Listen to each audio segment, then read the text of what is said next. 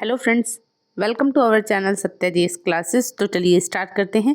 भारतीय इतिहास की घटना चक्र के अंतर्गत हम पढ़ रहे हैं मध्यकालीन भारत के इतिहास को, और आज का हमारा टॉपिक है दिल्ली सल्तनत का प्रशासन। ठीक है, इससे पहले हमने दिल्ली सल्तनत पर शासन करने वाले राजवंशों की चर्चा कर ली है, जिनमें सबसे पहले हमने गुलाम वंश के बारे में बात की, फिर हमने खिलजी वंश के बारे में बात की, इसके बाद हमने तुगलक वंश के बारे में बात की। सैयद वंश के बारे में चूंकि ज़्यादा क्वेश्चन पूछे नहीं गए हैं तो इसको हमने डिस्कस नहीं किया है, और इसके बाद हमने लोधी वंश के बारे में बात कर ली है। ठीक है, इन सब के जो क्लासेस हैं वो हमारे चैनल पर अवेलेबल हैं। अगर आपने नहीं देखी हैं तो आप प्लीज़ उनको भी देखिए और अपना फीडबैक भी हमें दीजिए। आज हम बात करेंगे दिल्ली सल्तनत के प्रशासन पर, और इसी के साथ साथ दिल्ली सल्तनत की स्थापत्य कला पर भी बात कर लेंगे। तो जो पहला क्वेश्चन इस टॉपिक से पूछा गया था वो पूछा गया था कि सल्तनत काल के जो अधिकांश अमीर थे, अमीर वो होते हैं जिन्होंने मुख्य पद प्राप्त किए होते हैं कहाँ पर, दिल्ली सल्तनत के प्रशासन में। ठीक है, ये बहुत ही प्रभावशाली व्यक्तित्व होता है जिसे हम अमीर कहते हैं। तो दिल्ली सल्तनत के जो अधिकांश अमीर थे और जो सुल्तान थे यानी शासक, वो किस वर्ग के थे? तो पहला तो ये क्वेश्चन था, तो याद रखना दिल्ली सल्तनत के अधिकांश अमीर और सुल्तान तुर्क वर्ग के थे। ठीक है, फिर हम बात करते हैं दिल्ली सल्तनत के राजस्व प्रशासन में जो राजस्व वसूली करता है, राजस्व वसूली के प्रभारी को क्या कहा जाता था? ये क्वेश्चन पूछा हुआ था। तो याद रखना दिल्ली सल्तनत के राजस्व प्रशासन में राजस्व वसूली का जो प्रभारी है उसको आमिल कहा जाता था। ठीक है, आमिल कहा जाता था। आमिल या अमलगुजार ये जो होता था ये परगने के राजस्व संग्रह का कार्य करता था। अब परगना की बात करें, परगना क्या होता है? तो ये ग्रामों का समूह होता है। जो परगना होता है ये ग्रामों का समूह होता है। ठीक है, आगे चलते हैं और बात करते हैं इक्ता व्यवस्था के बारे में। इक्ता व्यवस्था को लेकर कम से कम 4 से 5 बार प्रश्न पूछा गया है। कुछ नॉर्मल, कुछ थोड़ा सा डिटेल में प्रश्न पूछे गए हैं जिन्हें हम टफ कह सकते हैं। ठीक है, तो उनकी अगर हम बात करते हैं तो इक्ता प्रणाली जो है, इक्ता प्रणाली अरब की मौलिक प्रणाली है। तो पहली बात तो ये याद रखना कि ये भारत की प्राचीन प्रणाली नहीं है। इक्ता प्रणाली ये अरब की मौलिक प्रणाली है जिसका उद्भव पश्चिम एशिया में हुआ था, पहली बात। दूसरी बात, इसे दिल्ली सल्तनत में किसने लागू किया था इक्ता व्यवस्था को? तो इल्तुतमिश, जो गुलाम वंश के शासक हैं इल्तुतमिश, उन्होंने इसे लागू किया था इक्ता व्यवस्था को। तीसरी बात, इक्ता व्यवस्था का जो वर्णन है, प्रारंभिक इक्ता व्यवस्था का वर्णन कहाँ मिलता है, किस किताब में मिलता है? तो जो सियासतनामा है, सियासतनामा पुस्तक में इक्ता व्यवस्था का वर्णन मिलता है।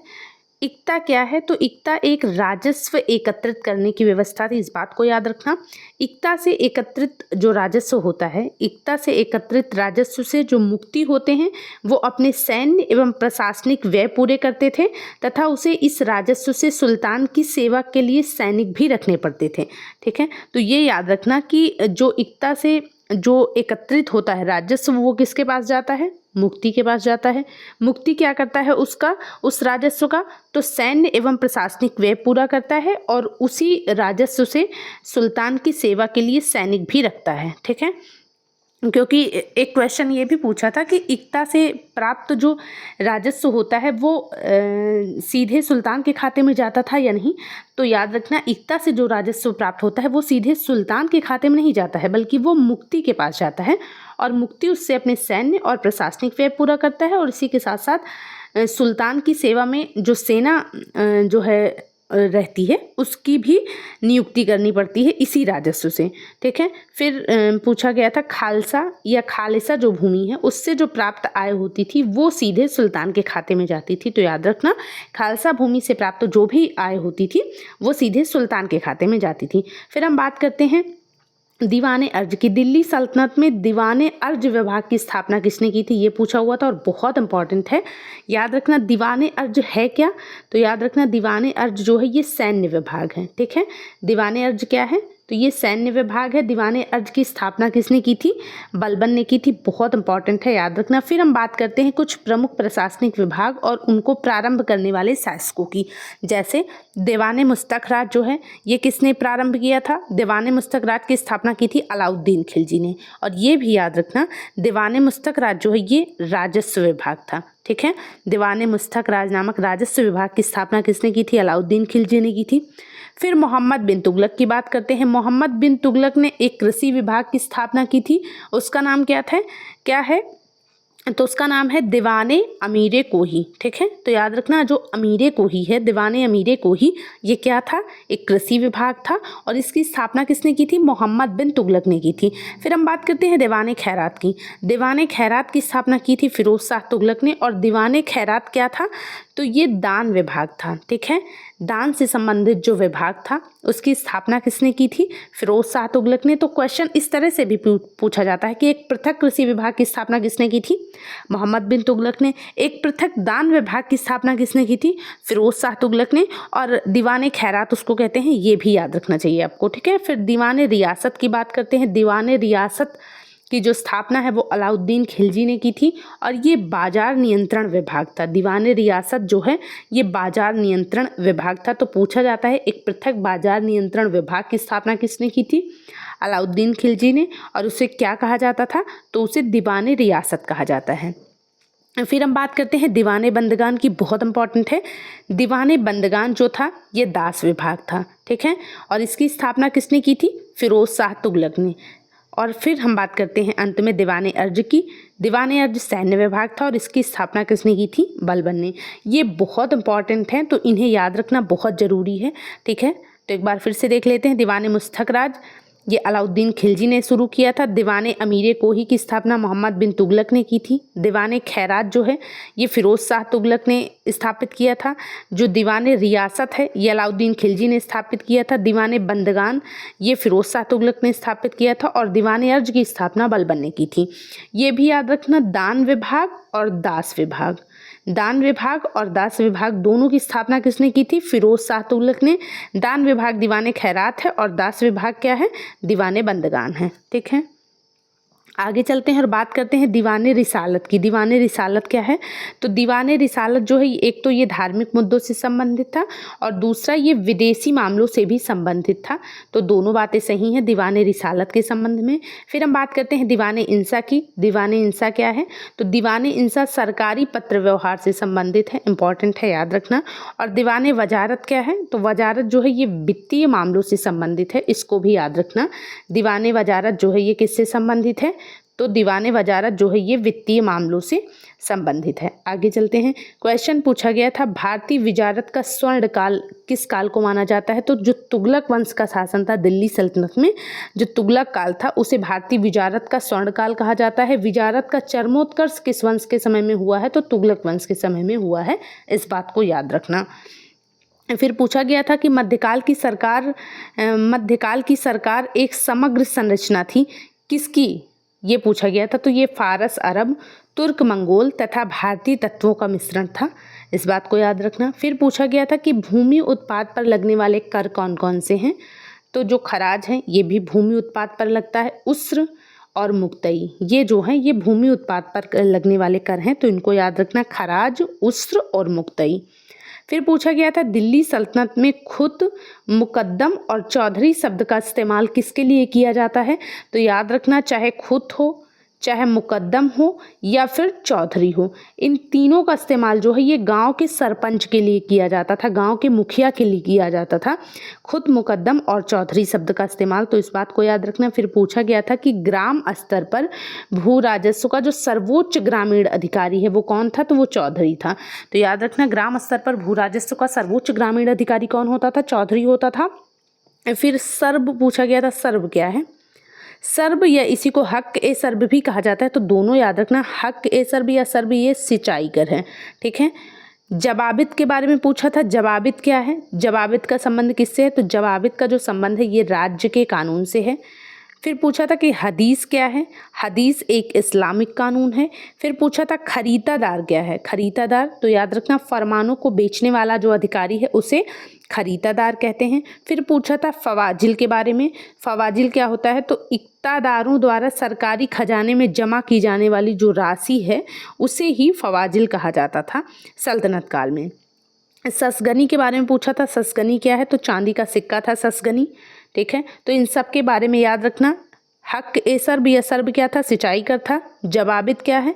तो ये राज्य के कानून से संबंधित है। हदीस क्या है? इस्लामिक कानून है। और खरीदादार क्या है? फरमानों को भेजने वाला अधिकारी है। इन सब का याद रखना। और फवाजिल का भी याद रखना कि इक्तादारों द्वारा सरकारी खजाने में जमा की गई जो राशि है उसको फवाजिल कहा जाता है। आगे चलते हैं। क्वेश्चन पूछा है ससगनी क्या है? तो ससगनी चांदी का सिक्का था। ठीक है। अलाउद्दीन मसूद शाह के सिक्कों पर सर्वप्रथम बगदाद के अंतिम खलीफा का नाम अंकित हुआ है। तो क्वेश्चन पूछा था कि किसके सिक्कों पर सर्वप्रथम बगदाद के अंतिम खलीफा का नाम अंकित किया गया है? तो वो है अलाउद्दीन मसूद शाह। अलाउद्दीन मसूद शाह के सिक्कों पर सर्वप्रथम बगदाद के अंतिम खलीफा का नाम अंकित किया गया था। ये भी याद रखना। और दूसरी बात ये याद रखना कि बगदाद के अंतिम खलीफा कौन है? तो वो अल मुस्तसीम है। इनका टाइम पीरियड 1242 से 58 तक था। ठीक है। तो बगदाद के अंतिम खलीफा कौन है? अल मुस्तसीम जो हैं ये बगदाद के अंतिम खलीफा हैं। आगे बात करते हैं दिल्ली सल्तनत के कला और स्थापत्य के बारे में बात करते हैं। तो याद रखना क्वेश्चन पूछा हुआ था कि भारत में कागज़ का प्रयोग सर्वप्रथम कब किया गया था? तो कागज़ का प्रयोग जो है 12वीं शताब्दी में भारत में प्रारंभ होता है। तो ये याद रखना। फिर पूछा था कि अलाई दरवाज़ा जो है इसका निर्माण किसने करवाया था? तो अलाई दरवाज़ा का निर्माण किसने करवाया था? अलाउद्दीन खिलजी ने करवाया था। और मैच भी करता है अलाई दरवाज़ा अलाउद्दीन खिलजी। तो इससे याद भी रखना अलाई दरवाज़ा का निर्माण अलाउद्दीन खिलजी ने करवाया था। और फिर पूछा गया था कि घोड़े के नाल के आकार की मेहराब सर्वप्रथम प्रयोग में लाई गई थी किस इमारत में? तो अलाई दरवाज़ा में ही लाई गई थी। अलाई दरवाज़ा में ही सर्वप्रथम घोड़े के नाल के आकार की जो मेहराब है उसका प्रयोग किया गया था। तो याद रखना। फिर कुतुब मीनार के बारे में पूछा है। तो एक तो ये याद रखना कि कुतुब मीनार का निर्माण जो है ये किसने शुरू करवाया था? तो ऐबक ने। ऐबक कौन है? गुलाम वंश के संस्थापक हैं कुतुबुद्दीन ऐबक। इन्होंने कुतुब मीनार का निर्माण शुरू करवाया था। फिर इल्तुतमिश जो हैं ये गुलाम वंश के अन्य शासक हैं। इल्तुतमिश ने कुतुब मीनार का निर्माण पूर्ण करवाया था। और फिर कुतुब मीनार की एक मंजिल जो है वो क्षतिग्रस्त हो गई थी। तो फिरोज शाह तुगलक ने कुतुब मीनार की चौथी मंजिल क्षतिग्रस्त हो गई थी तो उसको बनवाया। और 5वीं मंजिल भी उसका भी निर्माण करवाया था। तो याद रखना कुतुब मीनार के निर्माण से कौन कौन संबंधित हैं? एक तो ऐबक संबंधित है, दूसरे इल्तुतमिश संबंधित हैं और तीसरे फिरोज शाह तुगलक संबंधित हैं। इन तीनों के बारे में याद रखना। फिर क्वेश्चन पूछा था कि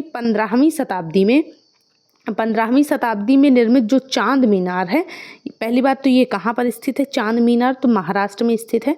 15वीं शताब्दी में निर्मित चांद मीनार 210 फीट ऊंची एक पतली मीनार है जो 4 मंजिलों में विभाजित है। ठीक है। तो ये याद रखना। भारत में जो प्रथम मकबरा जो शुद्ध इस्लामी शैली में निर्मित हुआ वो किसका मकबरा है? तो वो बलबन का मकबरा है। बलबन जो है गुलाम वंश के शासक हैं। इस बात को भी याद रखना। भारत में जो शुद्ध इस्लामी शैली में निर्मित पहला मकबरा है वो किसका है?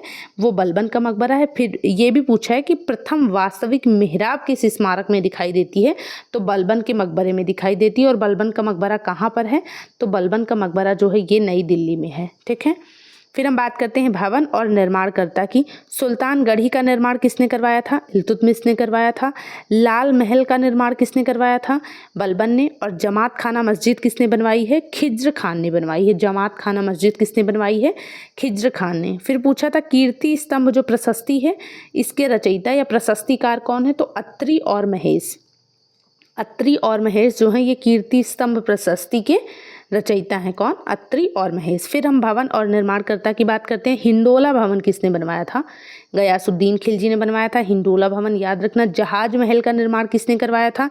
तो इसका भी गयासुद्दीन खिलजी ने करवाया था। और लाल दरवाज़ा मस्जिद जो है ये किसने बनवाई थी? बीबी राजे ने। और ये बहुत इंपॉर्टेंट है तो इनको याद रखना। हिंडोला भवन किसने बनवाया? गयासुद्दीन खिलजी ने। जहाज महल का निर्माण गयासुद्दीन खिलजी ने करवाया। और लाल दरवाज़ा मस्जिद किसने बनवाई है? बीबी राजे ने बनवाई है। फिर पूछा हुआ था कि चित्तौड़ का जो कीर्ति स्तंभ है ये किसके शासनकाल में निर्मित हुआ था?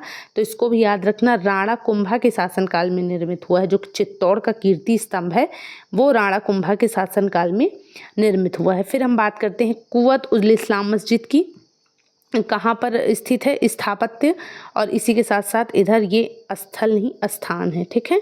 स्थापत्य और उनका स्थान कहाँ कहाँ पे वर्णित है? तो कुव्वत उल इस्लाम मस्जिद जो है ये दिल्ली में है। और अटाला मस्जिद कहाँ पे है, इम्पॉर्टेंट है, बहुत इंपॉर्टेंट है। अटाला मस्जिद जौनपुर में स्थित है। जहाज महल कहाँ पर है, तो ये मालवा में है। और जामा मस्जिद कहाँ पे है, तो ये गुलबर्गा में है। ठीक है, कुव्वतुल इस्लाम मस्जिद दिल्ली में है, अटाला मस्जिद जौनपुर में है, जहाज महल मालवा में है और जामा मस्जिद गुलबर्गा में है। आगे चलते हैं, बात करते हैं वास्तुशैली और राजवंशों की। ठीक है, अष्टभुजीय मकबरों का उदय किस समय में होता है, तो तुगलक काल में होता है। जो तुगलक काल होता है दिल्ली सल्तनत का, वहाँ पर अष्टभुजीय मकबरे जो है देखने को प्राप्त होते हैं। ठीक है, फिर बात करते हैं झुकी हुई मीनारों के साथ विशाल मुख्य द्वार किसकी पहचान है, तो ये सरकी राजवंश की पहचान है। झुकी हुई मीनारों के साथ विशाल मुख्य द्वार सरकी राजवंश में देखा गया है। और स्तंभों में बोदिगोई का प्रयोग कहाँ पे हुआ है, तो विजयनगर साम्राज्य में हुआ है। और मेहराब की निचली सतह पर कमल कली की जो झालर है, ये खिलजी वंश की पहचान है। तो इसको भी याद रखना, ये भी पूछा गया है। आई होप आपको ये क्लास पसंद आएगी। अगर आती है तो प्लीज़ इसे लाइक और शेयर करें और अपना फीडबैक भी हमें ज़रूर दें। Thank you so much.